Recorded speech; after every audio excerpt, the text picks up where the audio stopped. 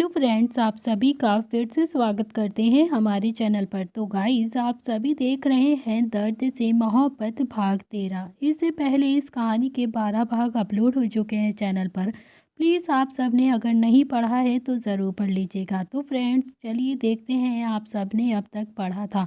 रुद्र किट्टू को लेकर farm house के लिए निकल जाता है। इधर निहाल, नील, अवनी और नव्या चारों ही पार्टी हॉल में मौजूद होते हैं। तभी किट्टू, जो नशे की हालत में रुद्र की कार के हुड्स पर बैठ जाती है, तो रुद्र उसे उतार कर बड़ी मुश्किल से गाड़ी में बैठाता है और फिर थोड़ा उदास मन के साथ कार ड्राइव करने लगता है। अब देखते हैं आगे। इधर दूसरी तरफ कमरे में निहाल बार बार नील को बाहर जाने के लिए बोल रहा था, लेकिन नील तो बार बार नव्या का फेस देखने की कोशिश कर रहा था। तभी निहाल ने नव्या का फेस छुपाते हुए फिर से कहा कि क्या कर रहा है तू नील, प्लीज़, मैं कह रहा हूँ ना कि तू इसका जेठ लगता है, तो अब तू जा यहाँ से।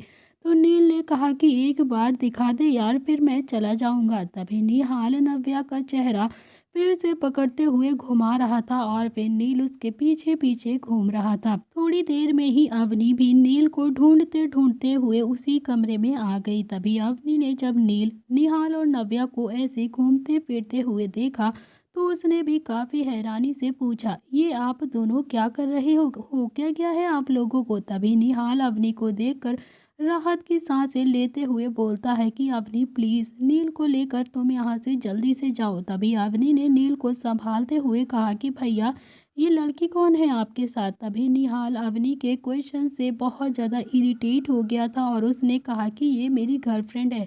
तभी अवनी ने कहा कि अच्छा, तो आपकी गर्लफ्रेंड है, भैया मुझे भी मिलवाओ ना इससे। तभी निहाल ने कहा कि मिलवा दूंगा जब टाइम आएगा, मगर तू अभी के अभी नील को संभाल लेगी ना। तो अवनी ने अभी नील को गले लगाते हुए कहा कि हाँ भैया, संभाल लूंगी, पर आखिर नील को हुआ क्या है जी, ऐसे बिहेव क्यों कर रहा है। तभी निहाल ने कहा कि इसने कोई नशे वाली ड्रिंक पी ली है शायद। तभी निहाल अभी नव्या का फेस फिर से छुपाता हुआ कमरे से बाहर आ जाता है। निहाल को अभी काफ़ी ज़्यादा गुस्सा भी आ रहा था। अवनी नील को संभालते हुए बाहर लेकर जाने लगी।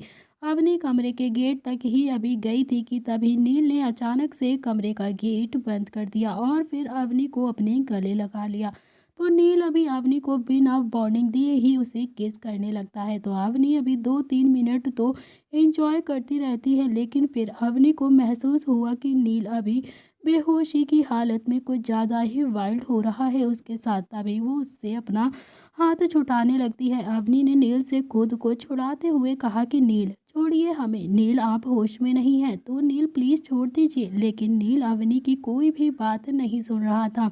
नील तो लगातार बस अवनी के होठों पर अपने होठ रखकर उसे किस कर रहा था, कभी उसकी गर्दन पर, कभी उसके कॉलर बोन पर, तो कभी उसकी नेक पर। नील के ऐसा करने से अवनी बहुत ज़्यादा झटपटा रही थी। अवनी को नील से अब बहुत ज़्यादा डर लग रहा था। नील ने अवनी के दोनों हाथों को अभी दीवार से लगा दिया था और फिर किसी भूखे शेर की तरह अवनी पर टूट पड़ा था। नील के ऐसा करने से अभी अवनी बहुत ही ज़्यादा डर गई थी और उसकी धड़कनें तेज स्पीड में चल रही थी। अवनी ने बहुत जोर लगाकर नील को खुद से दूर किया। तभी नील अभी थोड़ा सा दूर हुआ, लेकिन अगले ही पल नील ने अवनी का हाथ कसकर पकड़कर खुद से लगा लिया। तो निहाल भी अभी जैसे तैसे करके नव्या को बहुत ही मुश्किल से अपनी कार तक लेकर आ गया था, लेकिन तभी नव्या भी कार में बैठने के लिए तैयार नहीं थी। निहाल को अभी नव्या पर बहुत ज़्यादा गुस्सा आ रहा था और बहुत ज़्यादा प्यार भी। तो निहाल ने अभी इरिटेट होकर कहा, नव्या तुम गाड़ी में बैठोगी कि नहीं, प्लीज़ जल्दी बताओ मुझे। तो नव्या ने कहा कि आप पहले मुझे आइसक्रीम खिलाएंगे तब।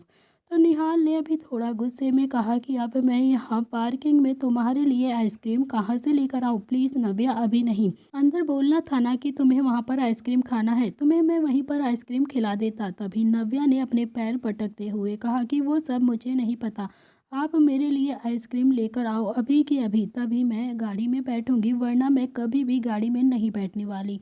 तो निहाल का मन हो रहा था कि वो अभी अपना सर के बाल सारे नोच ले और अपने पैर पटक ले। तभी निहाल ने अपना सर 2 बार गाड़ी से मारा और फिर कहा कि देखो नव्या, तुम अभी गाड़ी में बैठो, रास्ते में मैं तुम्हें ज़रूर आइसक्रीम खिला दूंगा, प्लीज़ नव्या। तो नव्या अभी थोड़ा सा मुंह बनाकर गाड़ी में बैठ जाती है।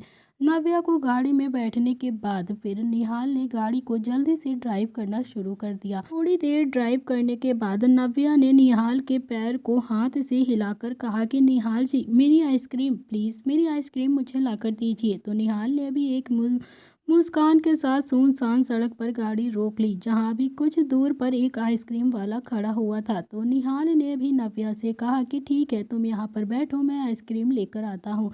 तो नव्या भी अभी गाड़ी में बैठी रही थी और निहाल आइसक्रीम लेने के लिए चला जाता है। तो निहाल जब आइसक्रीम लेकर वापस आया तो निहाल ने देखा कि नव्या अभी गाड़ी की हुड्स पर बैठी हुई थी। तभी निहाल ने नव्या को उतारते हुए कहा कि नव्या, चलो गाड़ी के अंदर बैठकर आइसक्रीम खाते हैं, यहाँ पर नहीं। तो नव्या ने अभी अपना हाथ छुड़ाते हुए कहा कि नहीं निहाल जी, मैं यहीं पर बैठकर आइसक्रीम खाऊंगी, मुझे गाड़ी में नहीं बैठना। तो निहाल अभी इरिटेट तो हो ही रहा था, लेकिन उसने फिर भी नव्या की बात को मान लिया और फिर आइसक्रीम का कप उसे पकड़ाते हुए कहा कि ठीक है नव्या, लो इसे खा लो। तो नव्या ने भी अभी जल्दी से अपनी गर्दन ना में हिला दी। नव्या ने कहा कि नहीं, आप खिलाएंगे हमें आइसक्रीम। तो निहाल ने भी नव्या को देखकर धीरे से कहा कि अगर तुम हाँ करो तो मैं सारी ज़िंदगी तुम्हें ऐसे ही गाड़ी के ऊपर बैठा कर आइसक्रीम खिला सकता हूँ। तो नव्या ने अभी निहाल का हाथ पकड़ कर कहा कि ठीक है, खिलाइए ना निहाल जी। तभी निहाल ने नव्या को आइसक्रीम खिलाना स्टार्ट कर दिया। तो नव्या भी आइसक्रीम खाने लगती है। तो नव्या ने अभी थोड़ा सा मुंह बनाकर फिर से कहा कि निहाल जी, आप भी तो खाइए ना। तो निहाल ने भी अभी थोड़ी सी आइसक्रीम उसमें से खा ली, लेकिन थोड़ी सी आइसक्रीम निहाल के होठों पर अभी लग गई थी। नव्या ने नशे की हालत में ही निहाल की टाई को पकड़कर अपनी तरफ खींच लिया और फिर निहाल के होठों की तरफ धीरे धीरे झुकने लगी। तो निहाल अभी नव्या के ऐसे करने से काफ़ी ज़्यादा हैरान हो गया था, उसका मुंह खुला का खुला रह गया। तो निहाल ने अभी नव्या के हाथों से अपनी टाई छुड़वाते हुए कहा, नव्या ये क्या कर रही हो तुम, छोड़ो इसे। तो नव्या ने थोड़ी सी मासूम सा फेस बनाकर कहा कि आपके होंठों पर आइसक्रीम लगी हुई है, उसे साफ कर रही हूँ। ये सुनकर निहाल के चेहरे पर भी एक शरारती स्माइल आ जाती है। तो निहाल ने भी अपना चेहरा नव्या के पास करके कहा कि अच्छा तो ये बात है, तो लो इसे साफ कर दो। तो नव्या ने भी नशे की हालत में निहाल को किस कर लिया था और नव्या ने फिर थोड़ा दूर होकर कहा कि निहाल जी, हो गई साफ आपकी आइसक्रीम। तो निहाल अभी इतना भी ज़्यादा शरीफ नहीं था कि वो ऐसे मौक़ों को थोड़ा सा भी फ़ायदा ना उठाए। तभी निहाल ने थोड़ी सी आइसक्रीम फिर से अपने गाल पर लगाकर कहा कि नव्या देखो, यहाँ भी लग गई आइसक्रीम, प्लीज़ इसे भी तुम साफ कर दो। तो नव्या ने फिर से निहाल के कॉलर को पकड़ा और फिर निहाल के गाल पर भी अपने होंठ रख दिए और उसकी आइसक्रीम को चाट लिया। तो नव्या कहने लगती है कि लीजिए निहाल जी, ये भी साफ हो गई। तो निहाल ने अभी आइसक्रीम दूसरे गाल पर लगाई और फिर कहा कि नव्या इसे भी साफ करो। तो नव्या ने अभी दूसरे गाल को भी ऐसे ही किस करके उसे साफ कर दिया। निहाल ने थोड़ी सी आइसक्रीम अपने माथे पर लगाई और नव्या ने फिर माथे को भी किस करके साफ कर दिया। तो निहाल ने अभी फिर से अपनी आइसक्रीम अपने होठों पर लगाकर कहा कि ये देखो, यहाँ पर भी आइसक्रीम लग गई है, प्लीज़ नव्या यहाँ पर भी साफ कर दो। तो नव्या, यहाँ पर लगने से अब तुम साफ करोगी या नहीं। तो नव्या ने नशे की हालत में निहाल के कॉलर को पकड़ा और निहाल के होठों को किस करने लगी। तो नव्या भी किस करती रहती है और करती रहती है, इतना ज़्यादा उसे किस करती है कि उसकी किस डीप में बदल जाती है। निहाल को तो बहुत अच्छा लग रहा था। तभी निहाल तो चाहता ही था कि नव्या कभी भी अपने होंठ उसके होंठों से ना हटाए। तो एक किस करने के बाद नव्या ने कहा कि निहाल जी, मैं आपकी आइसक्रीम साफ कर रही हूँ, मगर आप तो करते ही नहीं हो मेरी आइसक्रीम को साफ। तो निहाल ने अभी थोड़ा सा मुस्कुराते हुए कहा कि हाँ हाँ नव्या, बताओ कहाँ से साफ करनी है तुम्हारी आइसक्रीम, मैं भी तुम्हारी आइसक्रीम साफ कर दूंगा। तो नव्या ने भी अभी आइसक्रीम अपने गाल पर लगाई। तो निहाल ने बड़े ही प्यार से अपने होठों से नव्या की आइसक्रीम को साफ कर दिया। तो नव्या ने भी अभी फिर से दूसरे गाल पर अपने आइसक्रीम लगाकर कहा कि निहाल जी, यहाँ पर भी लगी है। तो निहाल ने फिर से उसे किस करके उसके गाल पर लगी आइसक्रीम को साफ कर दिया। नव्या ने भी माथे पर अपनी आइसक्रीम लगाकर कहा कि यहाँ भी। तो निहाल ने माथे से भी आइसक्रीम को साफ कर दिया। नव्या ने कहा कि निहाल जी, अब घर चलते हैं, बहुत ज़्यादा खा ली आइसक्रीम हमने, तभी नव्या भी कार के हुड से उतर गई और निहाल ने नव्या का हाथ पकड़कर उसे अपनी तरफ खींचा तो नव्या एक निहाल के सीने से जा लगती है। नव्या को तो अभी होश ही नहीं था तो निहाल ने अभी अपना एक हाथ नव्या की कमर पर रख दिया और फिर निहाल ने बड़े ही प्यार से नव्या के होठों की तरफ इशारा करते हुए कहा कि नव्या, यहाँ से साफ नहीं की मैंने आइसक्रीम, लाओ इसे भी कर देता हूँ। तभी नव्या ने अपनी आंखें बंद करते हुए कहा कि निहाल जी, यहाँ आइसक्रीम नहीं लगी हुई है, इसीलिए आपको साफ करने की ज़रूरत नहीं। निहाल ने थोड़ी सी आइसक्रीम अपनी उंगली से लेकर नव्या के होठों पर लगा दिया और फिर से कहा कि देखो, ये लगी है ना आइसक्रीम तुम्हारे होठों पर। तभी नव्या ने थोड़ी मासूमियत से कहा तो जल्दी से साफ कर दीजिए ना, और फिर निहाल जी हम घर चलते हैं, नहीं तो लेट हो जाएगा। निहाल के फेस पर अभी फिर से एक मुस्कुराहट आ गई थी। निहाल ने अपने होठ नव्या की होठों पर रख दिए और उसे लिप किस करने लगा। करीब 10 मिनट की किस के बाद जब नव्या ने निहाल के सीने पर अपना हाथ मारना शुरू कर दिया तब निहाल ने नव्या को छोड़ दिया। तो नव्या अभी थोड़ी सी दूर हो गई थी मगर उसकी आंखें थोड़ी सी नम हो गई थी। निहाल ने फिर से नव्या का हाथ पकड़ा और उसे अपनी तरफ खींच लिया। बिना वार्निंग दिए ही उसे फिर से वो किस करने लगा। तो नव्या अभी नशे की हालत में थी, उसे तो कुछ पता ही नहीं चल रहा था कि उसके साथ अभी क्या हो रहा है और उसे कोई किस कर रहा है। तो निहाल ने भी नव्या को तब तक किस किया जब तक वो सेटिस्फाइड नहीं हो गया। तो निहाल का मन तो अभी भी नहीं थका था कि वो नव्या को छोड़ दे, लेकिन फिर भी उसने अपने आप को कंट्रोल कर लिया और फिर नव्या को लेकर सीधा फार्म हाउस की तरफ आ जाता है। रास्ते में अभी नव्या ने निहाल के गाल पर फिर से अपना हाथ रखकर कहा कि निहाल जी, आप कितने ज़्यादा अच्छे हैं, मैंने तो कभी सोचा भी नहीं था कि आप इतने ज़्यादा अच्छे हैं। चिराग आपके जैसा क्यों नहीं है निहाल जी। तो नव्या की बात सुनकर निहाल अभी थोड़ा सा शॉक्ड हो गया था। तो निहाल ने कहा कि क्यों क्यों चिराग अच्छा नहीं है क्या नव्या। तो नव्या ने कहा कि नहीं, वो जब देखो तब मुझे डांटता रहता है, मुझसे प्यार नहीं करता, वो भैया से भी नहीं मिलता है, मेरी शादी की बात नहीं करता, मुझसे शादी करने के लिए भी तैयार नहीं होता, वो तो बस मुझे इधर से उधर हाथ लगाता रहता है और कुछ भी नहीं, और बहुत बुरा भी है वो। तो नव्या भी आगे कहती है कि निहाल जी, आप ना जादू से चिराग को अपने जैसा ही बना दीजिए। तो निहाल ने कहा कि तुम्हें मैं अच्छा लगता हूँ क्या। तो नव्या ने कहा कि हाँ निहाल जी, आपने मुझे भैया से बचाया, मुझे आइसक्रीम भी खिलाई, मेरी आइसक्रीम साफ भी की, आप कितने ज़्यादा अच्छे हैं और मेरी हर बात भी मानते हैं। तो निहाल ने अभी बड़े ही प्यार से नव्या के गाल पर लगाकर कहा कि ठीक है, अब तो बहुत ज़्यादा बातें हो गई, अब तुम अच्छे से सो जाओ, हम जल्द ही फार्म हाउस आ जाएंगे। तो नव्या भी निहाल को देखती रही और गाड़ी में ही सो गई। इधर दूसरी तरफ किट्टू और रुद्र भी फार्म हाउस पहुंच चुके थे। तो किट्टू अभी फार्म हाउस के अंदर नहीं जा रही थी और रुद्र को अब धीरे धीरे उस पर गुस्सा आने लगा था। तभी रुद्र ने अभी किट्टू को कंधे पर उठाया और जबरदस्ती उसे कमरे के अंदर लेकर जाने लगा। तभी रुद्र ने अभी किट्टू को बेड पर बिठाया और कहा कि किट्टू, अब तुम बहुत ज़्यादा शरारती कर रही हो, मुझे बहुत ज़्यादा गुस्सा आ रहा है, इसीलिए तुम चुपचाप यहाँ पर बैठ जाओ। लेकिन किट्टू तो लगातार अपने पैर पटक रही थी। तभी रुद्र ने बड़ी ही मुश्किल से किट्टू को बिस्तर पर लेटाया और फिर ब्लैंकेट से कवर कर दिया। तो रुद्र ने कहा कि किट्टू, बहुत ज़्यादा रात हो गई है, इसीलिए तुम चुपचाप सो जाओ। लेकिन किट्टू को तो शायद अभी वॉमिटिंग हो रही थी, इसीलिए वो जल्दी से उठी और सीधा वॉशरूम की तरफ भाग गई।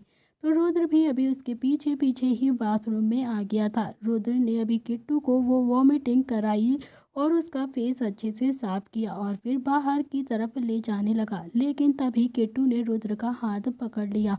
किट्टू की आंखें अभी धीरे धीरे बंद हो रही थी और अब उसकी आंखों में थोड़ा सा पानी भी आ चुका था। किट्टू अभी वॉशरूम की वॉल से लगकर खड़ी हो जाती है और उसकी आंखें भी थोड़ी थोड़ी नम थी। उसने रुद्र के हाथ को अपने दोनों हाथों से कसकर पकड़ लिया। तो रुद्र को अभी कुछ भी समझ में नहीं आ रहा था कि आखिर किट्टू उससे क्या कहना चाहती है। वो उसके फेस को बहुत ध्यान से देख रहा था। तभी रुद्र ने कहा कि क्या हुआ किट्टू, तुम्हें कुछ बोलना है क्या, दोबारा से तबीयत खराब हो रही है क्या तुम्हारी।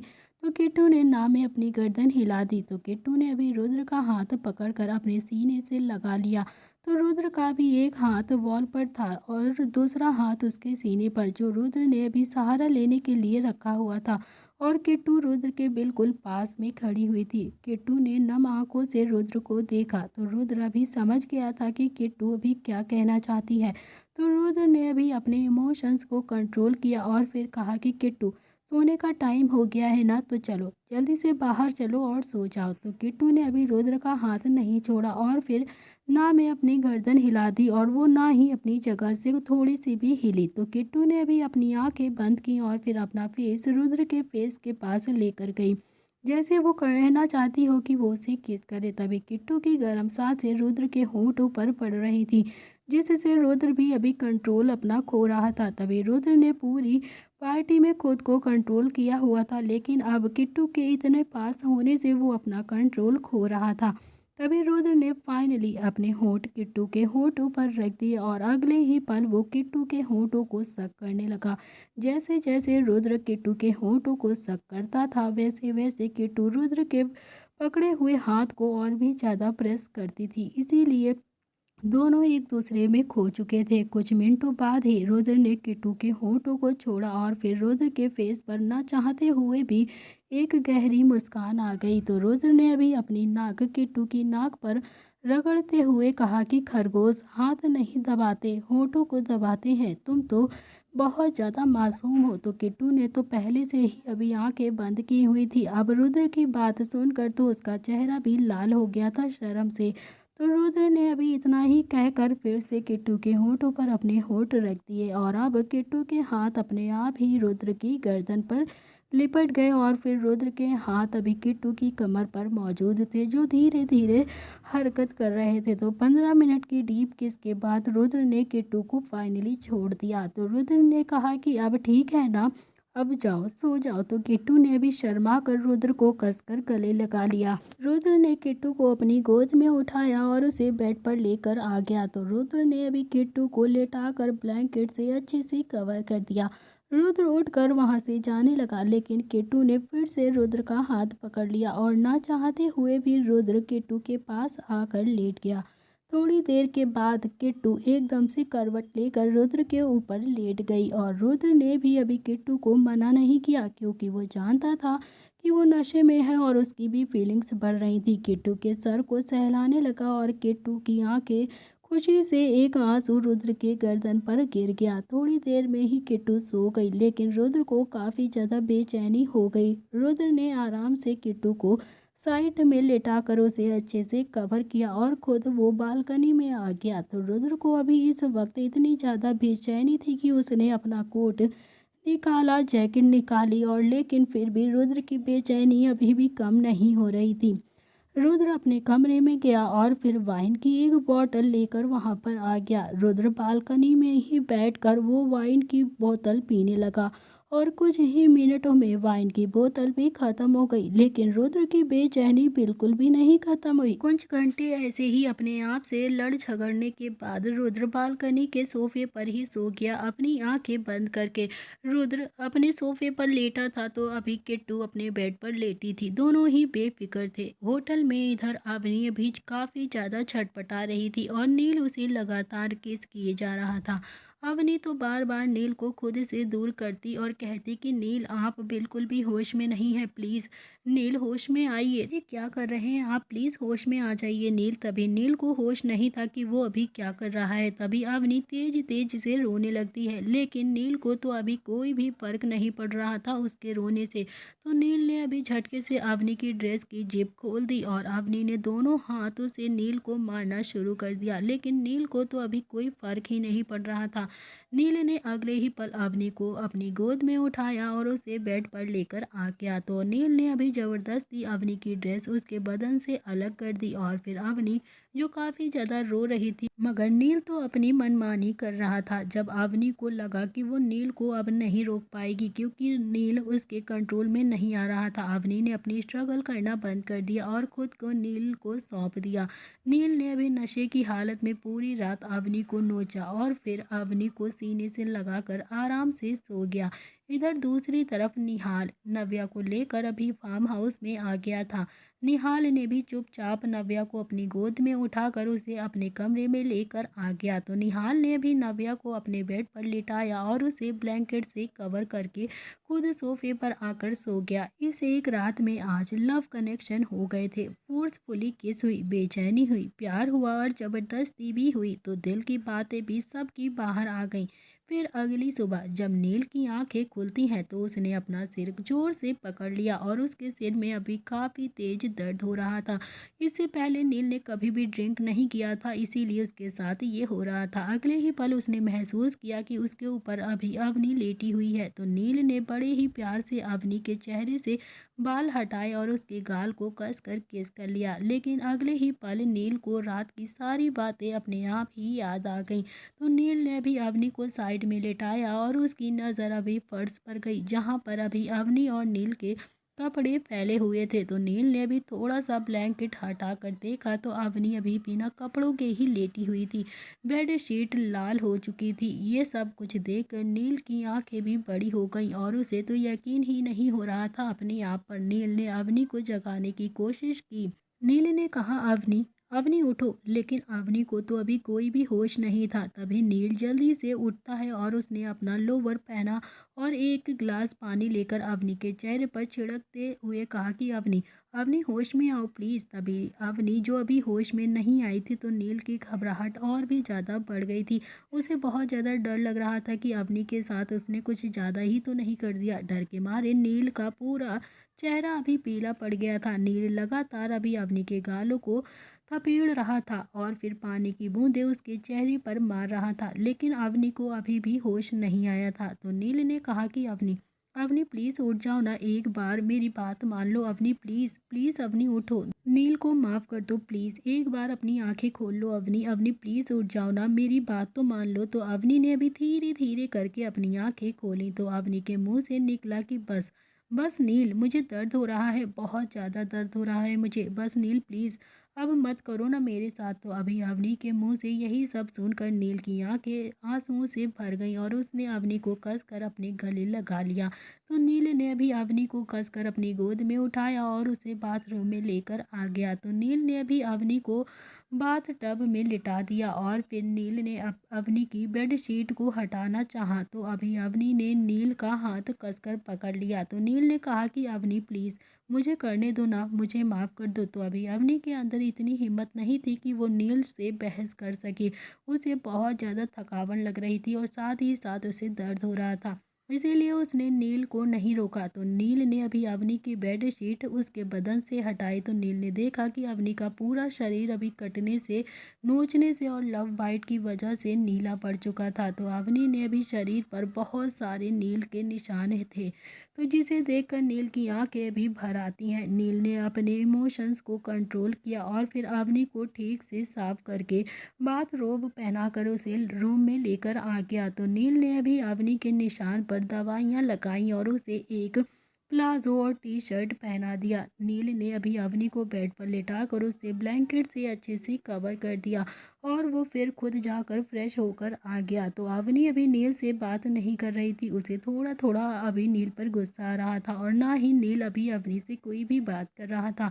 दोनों के पास अभी कहने के लिए कुछ भी नहीं था। तो अवनी अब काफ़ी हद तक रिलैक्स फील कर रही थी।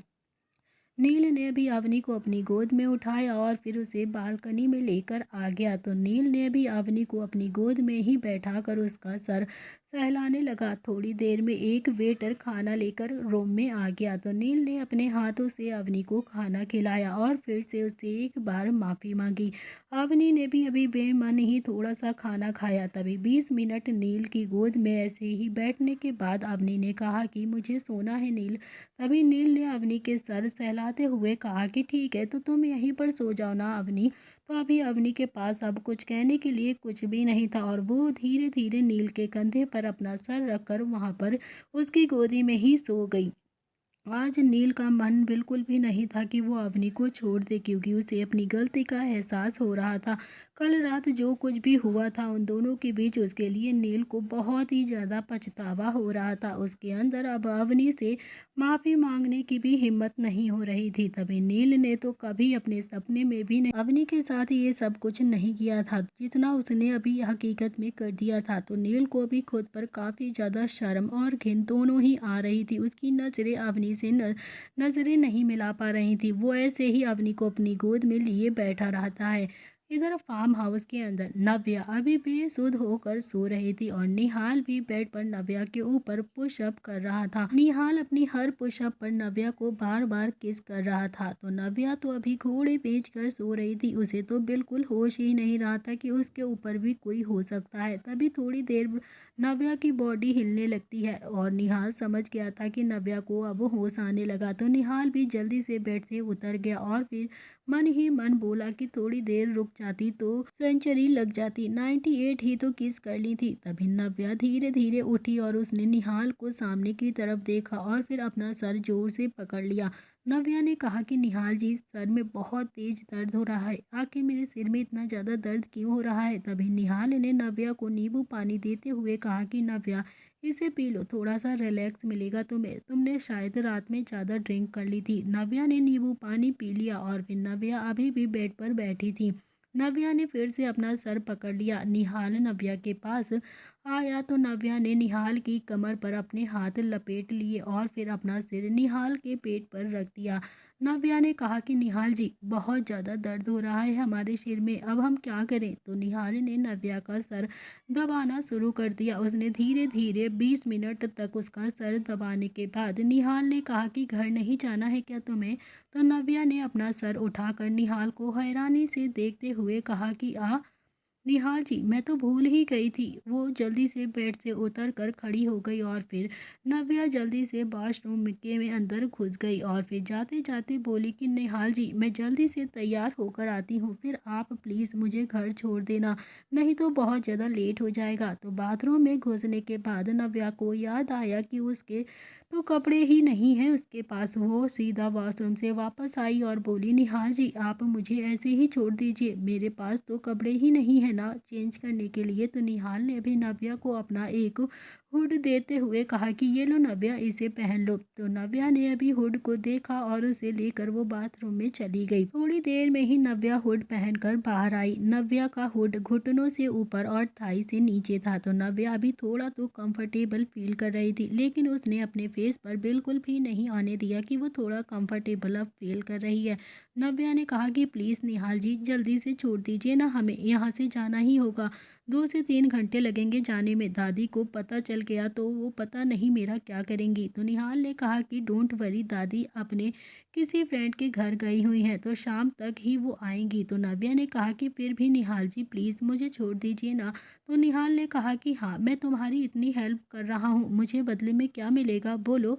तो ये बात सुनकर नव्या को अभी थोड़ी सी घबराहट हो गई और वो सोचने लगी कि आखिर निहाल क्या चाहता है। उसने थोड़ी नम आंखों से देखते हुए कहा कि निहाल जी, आपको क्या चाहिए हमसे। तो निहाल ने अभी हंसते हुए कहा कि नव्या, डर क्यों रही हो तुम, ढोकला अच्छा बनाती हो ना, तो फिर बस मेरे लिए बना देना। तो नव्या ने अभी एक राहत की सांस ली और कहा कि हाँ हाँ बिल्कुल निहाल जी, आप जब भी कहेंगे मैं आपको ढोकला बनाकर ज़रूर खिला दूंगी। तो निहाल ने अभी नव्या के हुड की कैप उसके सिर पर लगाई और कहा कि देखो, अब चुपचाप से बिना किसी आवाज़ के बाहर चलते हैं, अगर हाँ कोई भी तुम्हें देखेगा ना तो तुम जल्दी से छुप जाना, ओके। तभी नव्या ने जल्दी से अपनी गर्दन हाँ में हिला दी और निहाल नव्या को लेकर छुपता छुपाता कार तक लेकर आ जाता है। फिर वो जल्दी से उसे कार में बैठाकर प्रताप हाउस के लिए निकल जाता है। नव्या ने गाड़ी में बैठकर एक राहत की सांस ली। तभी होटल में अभी 2 घंटे तक नील अवनी को गोद में लिए बालकनी में ही बैठा रहा। आज नील के दिल में जो तूफान चल रहा था, शायद नील उसे चाहकर भी शांत नहीं कर पा रहा था। थोड़ी देर में ही अवनी की नींद एकदम से टूट गई और फिर अवनी ने नील की तरफ देखकर कहा कि नील, मुझे अभी के अभी घर जाना है। तो नील ने अभी अवनी के माथे को हल्के से किस करके कहा कि हाँ अवनी, काफ़ी ज़्यादा टाइम हो गया है, चलो चलो घर चलते हैं। तो कुछ ही देर में दोनों होटल से निकल कर नील की गाड़ी में बैठते हैं और फिर आज दोनों के बीच काफ़ी ज़्यादा खामोशी मौजूद थी। अवनी जो हमेशा नील के सामने बड़बड़ बड़बड़ किया करती थी, आज उसने नील को देखकर एक शब्द भी नहीं कहा था।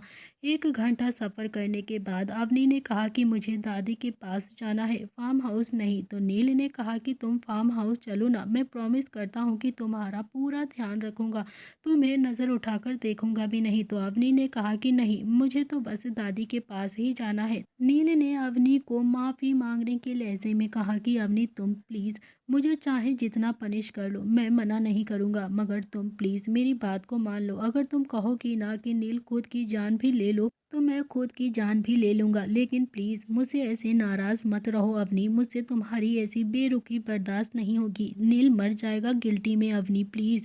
तो अवनी ने कहा कि मैं आपसे नाराज़ नहीं हूँ नील जी, बस मैं थोड़ी टाइम के लिए आपसे दूर रहना चाहती हूँ और कुछ भी नहीं है।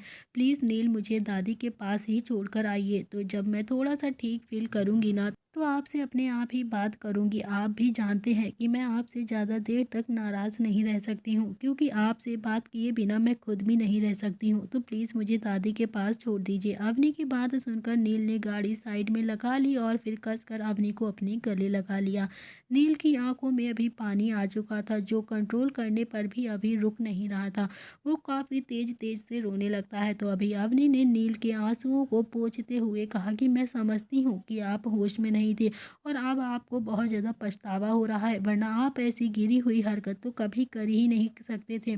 मुझसे ज़्यादा आपको कौन जानता होगा नील, आप तो सपने में भी मेरे करीब नहीं आते हैं, तो फिर हकीकत में कैसे आ सकते थे। नील ने भी नम आंखों से कहा कि मैं बहुत ज़्यादा बुरा हूँ अवनी, कल जानवर बन गया था ना मैं, पता नहीं तुमने मुझे कैसे झेला होगा। अवनी ने नील को समझाते हुए कहा कि बस बस अब इस बारे में अभी कोई भी बात नहीं होगी, प्लीज़ नील, अब हम अपने फ्यूचर के बारे में सोचेंगे और कुछ भी नहीं। तो नील ने कहा कि अवनी तुम अभी भी मेरे जैसे घटिया इंसान के साथ अपना फ्यूचर देख रही हो, ऐसा कैसे कर सकती हो तुम। तो अवनी ने अभी फिर से नील की टी शर्ट को नीचे किया और अपने चेहरे को नील की गर्दन के पास लेकर गई। तो अवनी ने कहा कि हाँ, क्योंकि अब इस खुशबू पर सिर्फ मेरा ही हक है, इसीलिए मेरा फ्यूचर में सोचने का हक तो पूरा बनता ही है और ये हक आपने मुझे खुद दिया है, समझे आप। तो आपकी यही पनिशमेंट है कि अब आप मुझे कभी भी नहीं छोड़ेंगे। तो नील ने भी नम आंखों से अवनी का चेहरा थोड़ा सा ऊपर किया और उसके होंठों पर अपने होंठ रख दिए और फिर एक डीप किस के बाद नील ने अवनी को अपने गले लगा लिया। नील ने ना चाहते हुए भी गाड़ी प्रताप हाउस की तरफ मोड़ दी। वो दोनों ही अब प्रताप हाउस के लिए निकल जाते हैं। इधर अभी फार्म हाउस में रुद्र अभी भी बालकनी में बेफिक्र होकर सो रहा था। ऐसा लग रहा था जैसे वो जमानों के बाद सो रहा हो। धूप सर पर चढ़ गई थी, लेकिन रुद्र की नींद अभी भी नहीं खुली थी। किट्टू तो अभी फ्रेश होकर रुद्र के पास आ गई थी। तो किट्टू ने अभी शरारती भरे अंदाज से अपने गीले बाल रुद्र के फेस पर लगा दिए। तो रुद्र भी एकदम से करवट लेकर दूसरी तरफ सो गया। तो किट्टू को अभी काफ़ी ज़्यादा हंसी आ गई। तो किट्टू ने फिर से अपना चेहरा रुद्र के चेहरे के पास किया और फिर किट्टू के गीले बालों से टपकता हुआ पानी रुद्र के फेस पर गिरने लगा, जिससे रुद्र की नींद एकदम से टूट गई और रुद्र ने अलसाई से अपनी आंखें खोली तो उसके सामने अभी किट्टू का फेस मौजूद था, जो काफ़ी ज़्यादा खूबसूरत लग रही थी। रुद्र को ना जाने क्यों किट्टू को देखकर अभी इतना ज़्यादा गुस्सा आया कि वो झट से उठकर बैठ गया और किट्टू पर जोर जोर से चिल्लाकर बोला, ये क्या बदतमीजी है तुम्हारी, सारी तमीज़ भूल गई हो क्या तुम, तुम्हें मुझे से डर क्यों नहीं लग रहा है, तुम्हें शर्म नहीं आती। तभी रुद्र अभी गुस्से में सोफे से खड़ा हो गया और उसने किट्टू को खा जाने वाली नज़रों से देखकर कहा कि मैंने तुमसे 2 बार प्यार से बात क्या कर ली, तुम मेरे सर पर आकर चढ़ गई, अपनी औकात भूल गई हो क्या। दोबारा से याद दिलाऊं कि तुम इस घर में नौकरानी के अलावा कुछ भी नहीं हो, समझी तुम, और जाओ चुपचाप से अपना काम करो जाके। यह जो तुम्हारे दिमाग में अभी फितूर भर गया है ना कि तुम अब मेरी बीवी बन जाओगी, तो ये सपने में भी मत सोचना कि मैं तुम जैसी को अपनी बीवी बनाऊंगा, समझी तुम जैसी लड़कियों को तो मैं कभी अपना बना ही नहीं सकता। इतना कहकर रुद्र भी किट्टू के कमरे से बाहर चला गया। तो किट्टू अभी रुद्र को जाता हुआ देख रही थी। किट्टू को बहुत ज़्यादा तकलीफ हो रही थी। लेकिन फिर भी किट्टू ने खुद को मन ही मन समझा लिया कि शायद रुद्र जी अभी किसी चीज़ को लेकर काफ़ी ज़्यादा परेशान है, इसीलिए उन्हें इतना ज़्यादा गुस्सा आ गया। उसने अपने आंखों में आए हुए आंसू को पोंछा और चुपचाप से किचन में चली गई। आज फार्म हाउस में किट्टू और रुद्र के सिवा अभी कोई भी मौजूद नहीं था। तभी किट्टू ने रुद्र के लिए काफ़ी अच्छा लंच बनाया हुआ था। किट्टू अभी रुद्र को बुलाने के लिए उसके कमरे में गई थी तो रुद्र अभी अपने लैपटॉप पर कुछ काम कर रहा था और काफ़ी ज़्यादा बिजी लग रहा था। तभी किट्टू ने फिर से अपने इशारों में कहा कि रुद्र जी चलिए खाना खा लीजिए। तो रुद्र ने अभी फिर से बहुत ही गुस्से में किट्टू को देखकर कहा कि भूख नहीं है, अब जाओ यहाँ से, और हाँ वापस मत आना, समझी तुम। तो किट्टू अभी फिर से उदास होकर रुद्र के कमरे से वापस आ जाती है। किट्टू ने भी अभी सुबह से कुछ भी नहीं खाया था और फिर ऊपर से रुद्र के डांटने की वजह से किट्टू ने अभी भी कुछ नहीं खाया। उसका मन तो बहुत ज़्यादा उदास हो चुका था। तो किट्टू अभी डाइनिंग टेबल पर आकर बैठ गई और फिर बैठे ही बैठे वहां पर सो गई। आज रुद्र न जाने क्यों किट्टू के साथ ऐसा बर्ताव कर रहा था। इधर प्रताप हाउस में निहाल नव्या को छोड़कर वापस अपने फार्म हाउस की तरफ आ रहा था और फिर तभी नील अवनी को लेकर वहां पर जा रहा था। दोनों गाड़ियां आपस में टकरा गई तो निहाल ने अभी अवनी और नील को देखकर कहा कि तुम दोनों यहाँ पर क्या कर रहे हो। तो अभी अवनी ने अभी निहाल की बातों का जवाब नहीं दिया और फिर वो सीधा घर के अंदर चली गई।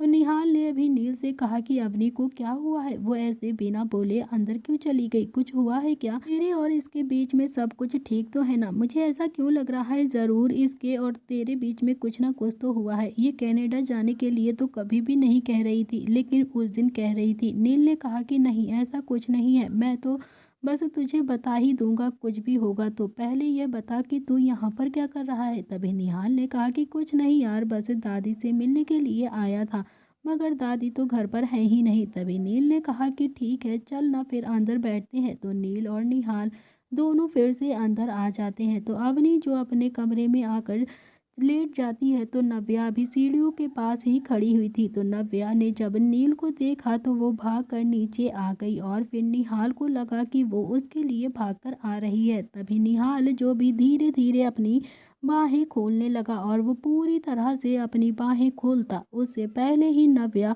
भागकर नील के गले लग गई और फिर निहाल ने जल्दी से अपनी खुली हुई बाहें दोबारा से चुपचाप से अंदर कर ली। तो निहाल ने अभी फिर से मन ही मन कहा कि मैं तो कुछ ज़्यादा ही कार्तिक आर्यन बन गया था, मगर ऐसा तो कुछ है ही नहीं। तभी थोड़ी देर में ही सब अभी डाइनिंग टेबल पर बैठे हुए लंच कर रहे थे। तो अवनी अभी आना तो नहीं चाहती थी लेकिन फिर निहाल ने बहुत ज़्यादा कहा था। निहाल के कहने पर वो अवनी भी नीचे आ जाती है। सब अभी खाना खा रहे थे और आपस में बातें कर रहे थे। तभी थोड़ी देर में ही दादी भी घर पर आ गई। तो दादी ने अभी नील निहाल को देखा तो वो भी काफ़ी ज़्यादा खुश हो गई। तो दोनों अभी ये अपनी चेयर से उठे और फिर दादी के पास जाकर दोनों ने ही पैर छुए। तो दादी ने अभी दोनों को अपने गले लगा लिया और फिर कहा कि जब से किट्टू वहाँ पर गई है तुम लोगों ने तो यहाँ पर आना ही बंद कर दिया है, आज ये चमत्कार कैसे हो गया। और एक वो रुद्र है, उससे तो बात किए हुए भी कितने महीने हो गए हैं, उसे तो मेरी याद ही नहीं आती, पता नहीं कब आएगा घर पर। किट्टू को कैसे रखता होगा वो, जब इतना ज़्यादा रूड है, मुझसे भी बात नहीं करता। मन करता है कि एक बार फार्म हाउस चली जाऊं और देख कर आऊँ कि कैसे रहते हैं वो दोनों। कहीं उसने मेरी किट्टू को बहुत ज़्यादा परेशान करके तो नहीं रखा है शायद, मुझे तो ऐसे ही लगता है। तो नील ने अभी दादी को समझाते हुए कहा कि दादी वहाँ पर सब कुछ ठीक है, आपको इतना परेशान होने की ज़रूरत नहीं है, प्लीज़ चलो अब हमारे पास आइए और हमारे साथ खाना खा लीजिए। तो दादी भी अभी उन सब के साथ आकर बैठकर खाना खाने लगती हैं। खाना खाते खाते नील ने कहा कि दादी आपको पता है कि कल सोनम की बर्थडे पार्टी थी, उसमें निहाल की गर्लफ्रेंड भी आई थी। ये बात सुनकर निहाल और नव्या दोनों को एकदम से खांसी आ गई और दोनों ही एक दूसरे की तरफ देखकर खांसने लगे। तभी निहाल ने अरे नहीं दादी, ये तो मजाक कर रहा है, वो मेरी गर्लफ्रेंड नहीं थी, वो तो बस ऐसे ही। तभी नील ने कहा कि सच में, अवनी से पूछ लो दादी, मैं झूठ नहीं बोल रहा हूँ। तभी दादी अभी गर्लफ्रेंड तो इसकी है, ज़रूर है, मगर बहुत ज़्यादा अपने सीने में छुपा कर रखा है ये उसे। तभी दादी ने सवाल भरी नज़रों से नील को घूरते हुए देखकर कहा कि ये क्या सच बोल रहा है। तो निहाल ने भी अपनी नज़रें नीचे कर ली। तभी दादी ने अवनी की तरफ देखा, जो अवनी अभी काफ़ी हद तक ठीक महसूस कर रही थी। तो अवनी ने भी कहा कि हाँ दादी, नील सही कह रहे हैं। मैंने भी देखा था कि भैया की गर्लफ्रेंड तो ज़रूर कोई ना कोई है, पर भैया ने हम सबको उससे मिलवाया ही नहीं। हम लोग तो बहुत कोशिश कर रहे थे मिलने की।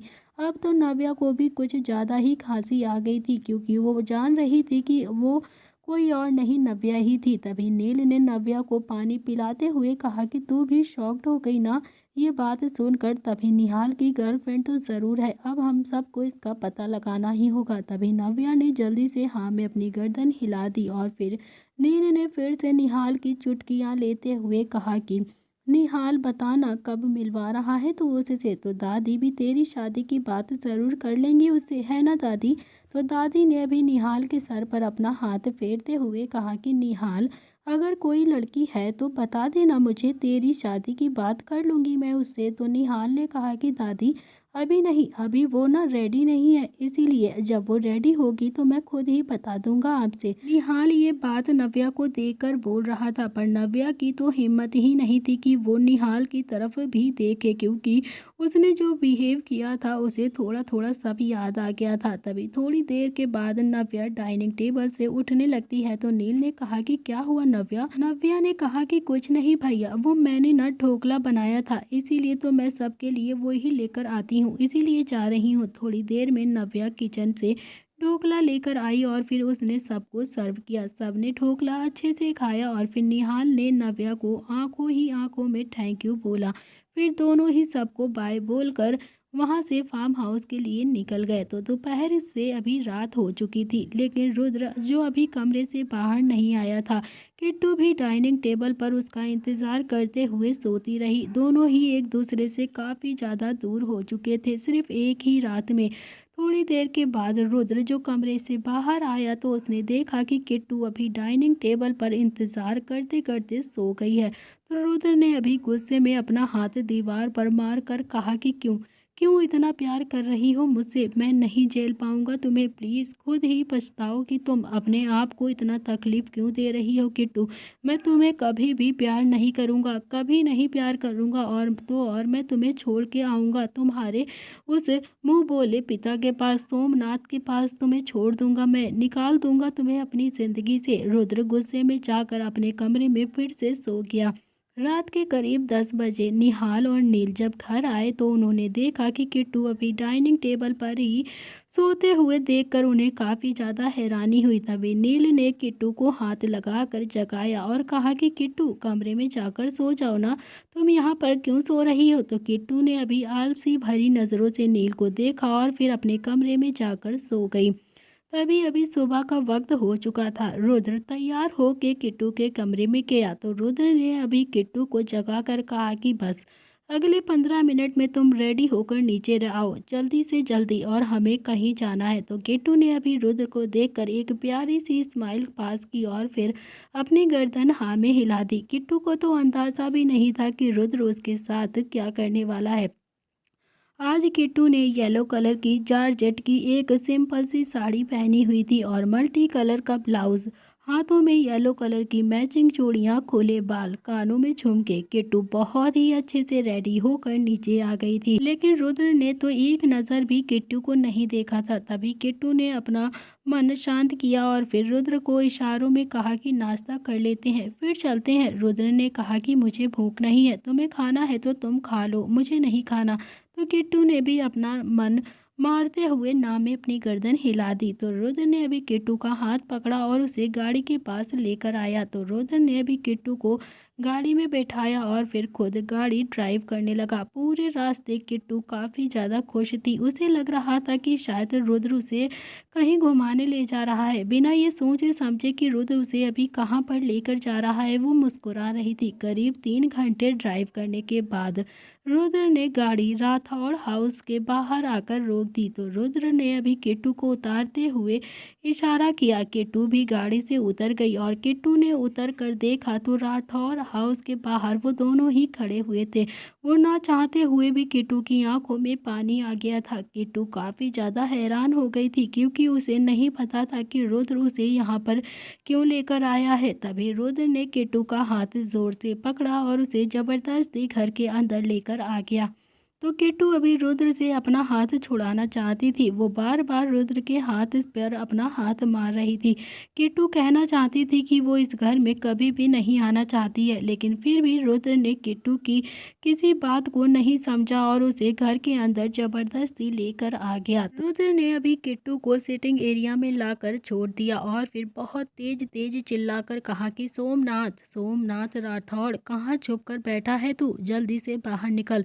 थोड़ी देर में सोमनाथ और शांता दोनों ही रुद्र के सामने आकर खड़े हो गए। तो रुद्र ने अभी बिना देरी किए हुए कॉन्ट्रैक्ट के पेपर निकालकर सोमनाथ राठौड़ के सामने फाड़ दिए और फिर रुद्र ने काफ़ी गुस्से में सोमनाथ राठौड़ की आंखों में आंखें देखकर कहा कि तुमने क्या सोचा था सोमनाथ राठौड़, कि तुम मुझे चीट करोगे और मुझे पता नहीं चलेगा? क्या सोचा क्या था तुमने? तुम मुझे चीट करोगे और मुझे कुछ भी पता नहीं चलेगा? क्या सोचा तुमने सोमनाथ राठौड़ कि मैं मेरे पापा जैसा हूँ कि तुम्हारी बेईमानी को भी माफ़ कर दूंगा? कभी नहीं। मैं कभी भी तुम्हारी जैसे बेईमान इंसान को माफ़ नहीं कर सकता। तुमने बहुत ही हिम्मत दिखा ली मेरे सिग्नेचर के बिना कॉन्ट्रैक्ट शुरू करने की। ये पड़े उस कॉन्ट्रैक्ट के पेपर, और हाँ, अब तुम्हें लॉस होने से कोई भी नहीं बचा सकता। रुद्र की बात सुनकर सोमनाथ का खून तो खौल ही रहा था, लेकिन उसने अभी भी रुद्र को कुछ भी कहना ठीक नहीं समझा। रुद्र ने गुस्से में आगे कहा कि ये पकड़ो अपनी गूंगी बेटी को। तुम्हें क्या लगा कि तुम अपनी गूंगी बेटी मेरे पल्ले बांध दोगे तो मैं इसके साथ निभा लूंगा इसे? मुझे तुम्हारी इस बेटी में बिल्कुल भी कोई इंटरेस्ट नहीं है। रुद्र की बात सुनकर किट्टू की तो जैसे जान ही निकल गई थी। उसने तो अपने सपने में भी नहीं सोचा था कि रुद्र उसके बारे में ऐसा सोचता है।